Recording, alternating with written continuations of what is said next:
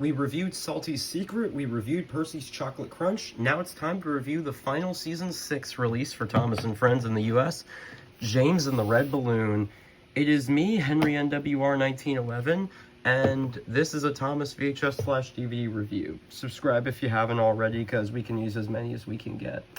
So, James and the Red Balloon was originally released on July 22nd, 2003, was reprinted in a slim case in 2004, 2005. The VHS apparently got a 2006 reprint. That's odd. Has anyone discovered if there's, like, any weird ink label version of that? Like, in the style of, like, Percy Saves the Day and Really Brave Engines? Because I haven't seen one yet, but that's just me. Anyways, we're moving this a little bit closer.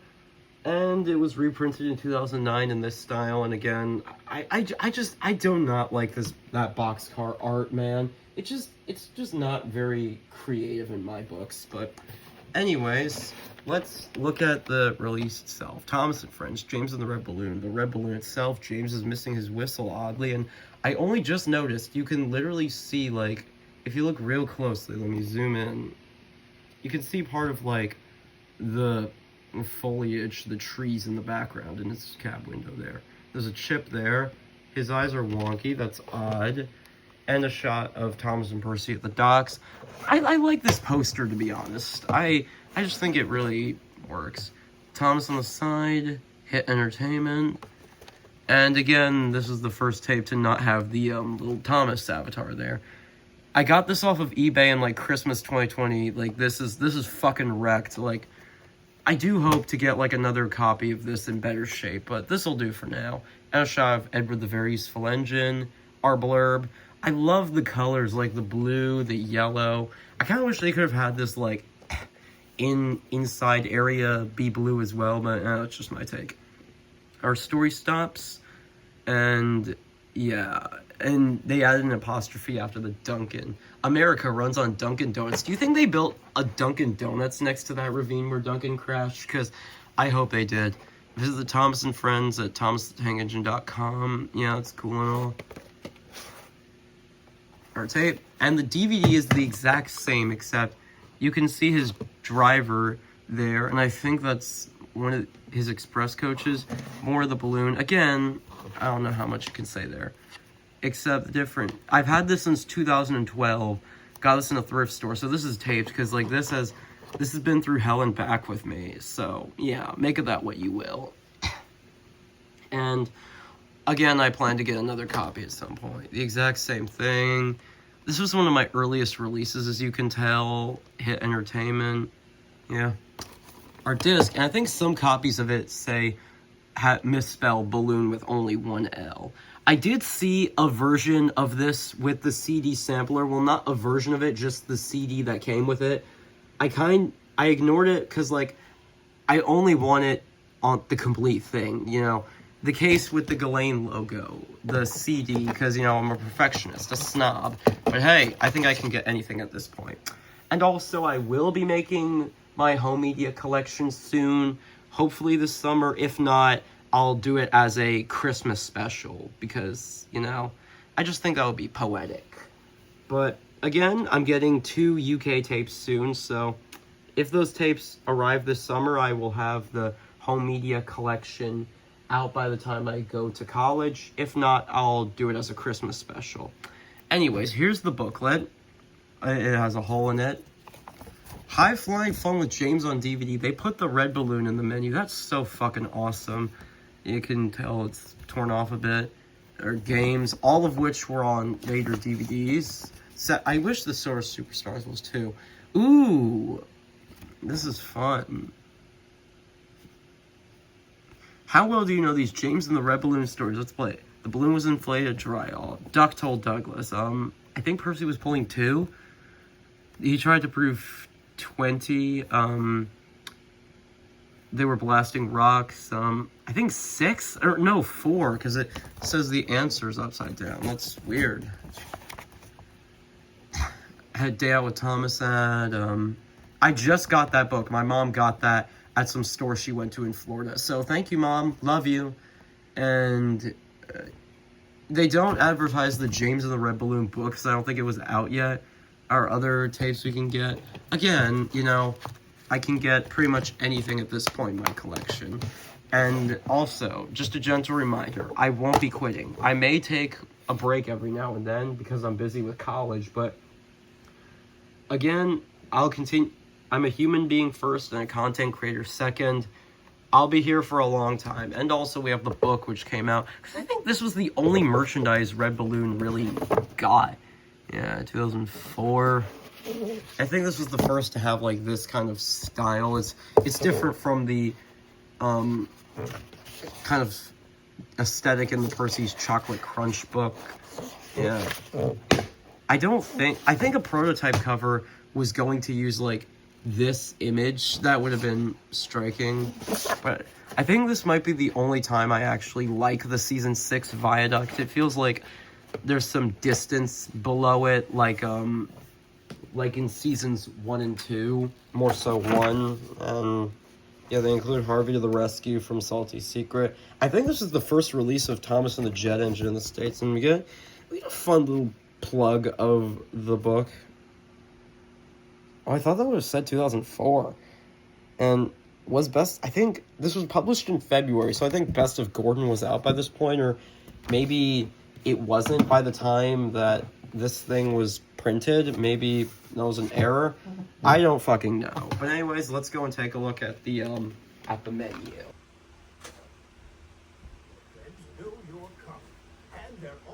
I love that they actually put, you know, the red part in red. And God, the balloon, it looks great. It said Engine Friend, and funny enough, that's where 3 of the episodes on this DVD can be found, so that's fun.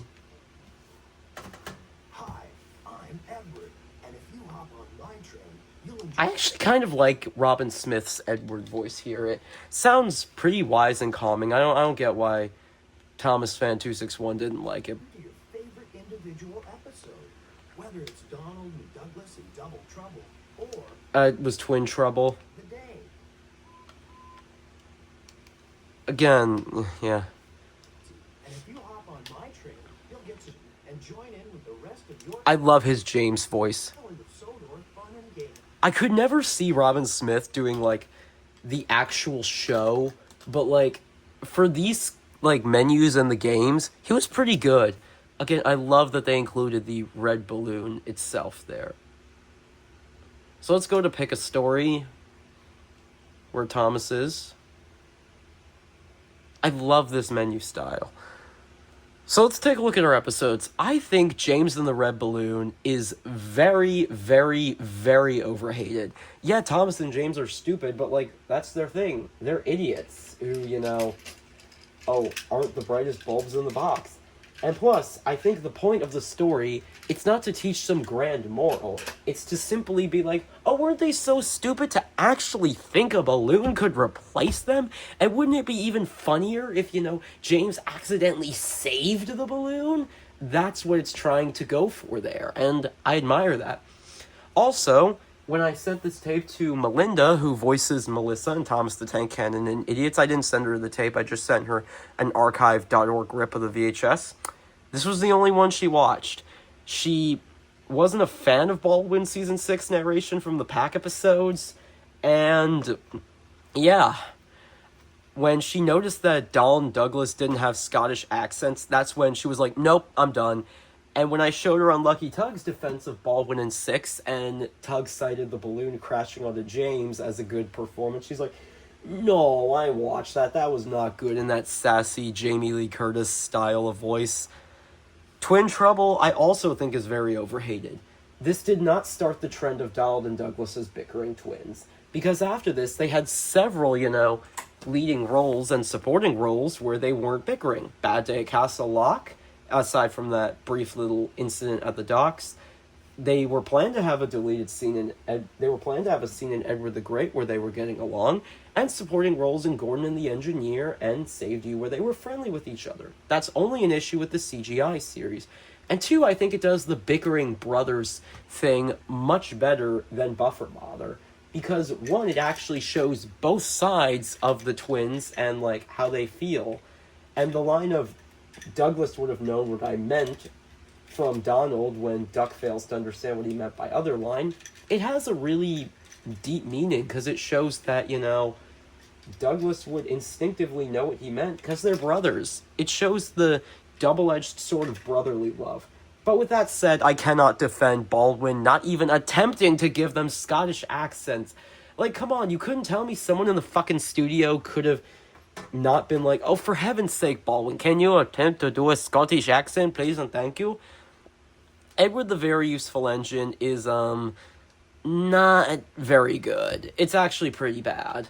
Because, like, again, my issue with it is the fact that Edward, is inconsequential to the plot, but at the same time, just how stupid Topham's plan was of, willfully delaying the express to just teach Gordon a lesson. Like, what if Duck didn't get stuck on that hill? What if he got stuck on the middle line and Gordon was able to go on through? Or what if the signalman was, smart and switched Duck or Gordon onto the line? Or even, in worse, what if it was James or Henry who got stuck instead of Gordon? Like, with that kind of, plot beat, you have to look at Sodor as an industry and how Topham's plan would affect it. That just, it doesn't sit right with me, but it's a poor episode. The World's Strongest Engine is not a poor episode. It's stupid that they brought Diesel back, but again, it's my favorite season 6 episode because of Henry. Just seeing him pull 20 trucks, it's his symbolic finale in the classic series. It's Pop Goes the Diesel, but with a crash. I love it. And Henry, proving how strong he is. I love that. This is Henry done right. If only the CGI seasons could have learned from that. Rusty Saves the Day is the worst season 6 episode. God, best to worst. How? Just, okay. I don't think the plot is that bad, a Repair the Railway episode, but it's a middle finger to Topham's character because, Topham preserves railways, the man closing down the entire Skarloey Railway. Where are the other engines? Where's Peter Sam? Where's Sir Hando? Where's Duke in all of this? Like, I do like the dynamic between Rusty and Elizabeth, but God, this one had potential. It just didn't get a chance to shine. And Duncan, it's predictable, yes, but it's an Audrey style of story, Jerk character gets their comeuppance, and it's actually funny. That crash is so goddamn hilarious. So James and the Red Balloon is very much the best and the worst of season 6. But with Baldwin's narration in, some of these stories, it's no wonder that Melinda refused to even come in to comment on how shitty the narration was. She also was not a fan of the music video Down by the Docks. Well, she didn't hate the song. She just was like, I can't get into the voices of the kids that sing these. But again, I get why. She didn't even know that Thomas had songs in, when she watched Shining Time Station with her nephews. So then again, I don't particularly blame her. But I love Down by the Docks, and, it would have worked better on Salty Secret, but at the same time, the James song works there in some way, because we hardly see any of the main characters in Salty Secret, so it's a nice reminder of, hey, the characters you love aren't going anywhere. And this works because it does kind of have the song does kind of have a summer vibe, which fits with the vibe that this was going for, James and the Red Balloon, set during summer. This song uses a deleted scene from Twin Trouble, which is on there. And the World's Strongest Engine takes place at the docks. That said, let's go on to the fun and games menu. Sorry if I've been rushing through a little bit. I've just been trying to talk about every... Oh, I love how you can, you could see him sitting there for a second before, he stopped. Topham always gives us a lot of work to do on the island, but he also knows it's important for us to have fun, too. Would you like to join in on the fun? There are several activities for you to choose from, including Sir Topham Hatt's Word Fun, Which Island Picture is Different, My Connect the Dots Fun, the Sodor Superstars Hall of Fame, and Web Fun. Use the up and down direction buttons on your controller to choose an activity and press enter to begin. All aboard! So here are our fun games. I mean, we've seen the connect the dots fun with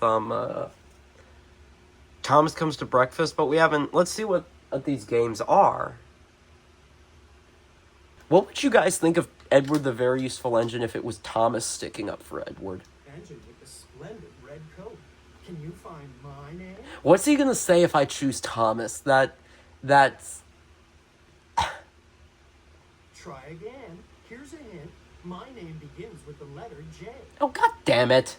We will see which island picture is different in a couple other DVD reviews coming soon. Okay, yeah, you choose... I don't care to play this game. James's Connect the Dots fun. What's that deal? Okay, we will show one goddamn picture. Again, they actually came up with some pretty good bonus features for this. That's cool. What's the difference between this one and the Percy's Chocolate Crunch? I want to know. Oh! So the art style's different. I mean, they kept Thomas, Percy, Gordon, Henry, and James, but let's look at a couple of these. Let's look at Edward. Edward is a very kind and helpful older engine who likes to prove his worth. As you can see, Edward is blue and wears the number 2 on his side. His favorite saying is, I would have put Wellsworth for his favorite island place, but okay. When traveling on the island, you usually find Edward at the sheds, always ready to help me out. And did you know that in the original top... I think they say this in, like, the character cube on Jet Engine and Toy Workshop, but yeah. Interesting ties to Thomas Gets Bumped there. So other starring roles. Yeah, that makes sense. Interesting. I think, what do they list for Donald and Douglas? Donald and Douglas are the Scottish twins and always like playing practical jokes on the other engines. Their favorite place on the island is at the quarry. Interesting. Donald and Douglas, I think. I haven't looked at this in a while, so what do you want to guess? That for other starring roles, when they list Donald Douglas, do you think they're going to cite Friends Help Out or the Thomas Percy and the Dragon? Because we know Donald Duck is going to list Thomas Gets Bumped. Race, I go. I have expected them to list Dragon, but that'd be poetic. Volume 7 is Thomas Gets Bumped and Volume 8 is Dragon. But again, I mean, you know what? Let's look at one more. Let's look at Duncan. Because, Duncan Gets Spooked. They list, that's poetic. They acknowledge spills and chills, so that's good enough for me. Overall, I like this rendition of, of Sodor Superstars. I kind of wish they did more versions, to be honest. But, again, that's just me. Web Fun. Oh, God. Why did they... that was sudden. And menu. Overall, I give James and the Red Balloon a 7 out of 10. It features 2 of the worst episodes of Season 6, but at the same time, it features some of the best episodes of Season 6, and my favorite, so I'll give it a pass. Or not just a pass, you should add this one to your collection. But if you don't like Alec Baldwin's narration, just get the complete Season 6 from the UK. Thank you all for watching, everybody, and subscribe. Wait, can I... Oh, god damn it. Let's pause on this frame. Thank you very much for watching, everybody. I appreciate your support. Subscribe if you haven't already. Join my Discord server if you want to chat with me. And I will see you guys in the next one. Peace.